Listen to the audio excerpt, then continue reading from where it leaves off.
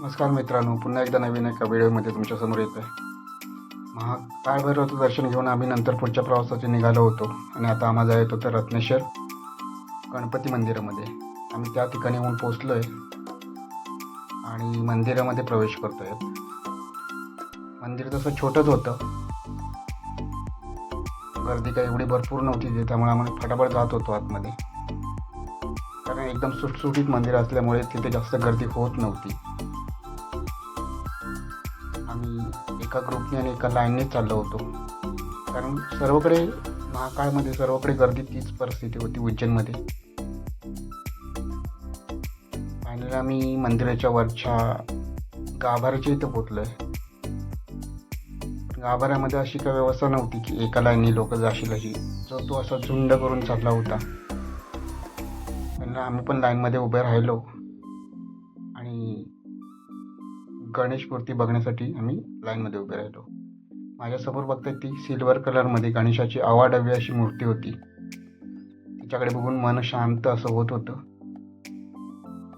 कारण का महाराष्ट्रामध्ये गणपतीला आराध्य म्हणजे जगामध्ये आराध्य गणपती मानला जातो. त्याचबरोबर ही वेगळीशी मूर्ती आम्हाला बघायला भेटत होती. ग्रुपमधील सर्व देवाचे नाव घेत होते. लालबागचा राजा की जय, गणपती बाप्पा मोरया. हे बघा, सिल्वर आणि शेंदूर फासलेली गणपतीची मूर्ती होती पूर्ण. मस्त वाटत होतं तिच्याकडे बघून असं. मंदिराच्या आवारामध्ये तिथे गोमाता बांधल्या होत्या.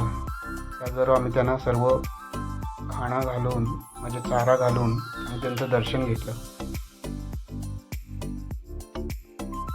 ही गोमाता गिर गाई जमातीची असल्यामुळे ती सहसा कोणाला मारत नाही, खूप प्रेमळ असते.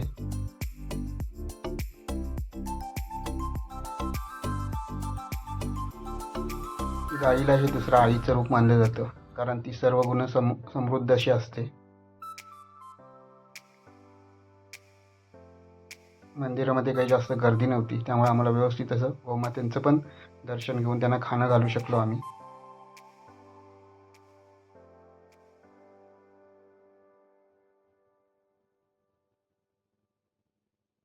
हे बघा, गाईचे 2 बछडे होते. खूप शांतने असे खात होते ते. कोणाला मारत नव्हते की काही नव्हतं.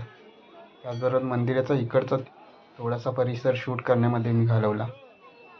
आमचं दर्शन तर झालं होतं आणि आम्ही बाहेर निघायच्या प्रयत्नात होतो.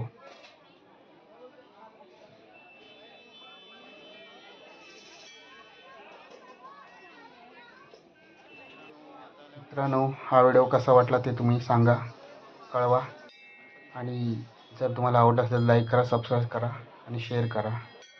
चला, इथूनच मी पुढच्या प्रवासासाठी निघतो. तोपर्यंत तुम्हाला खूप खूप शुभेच्छा आणि टाटा.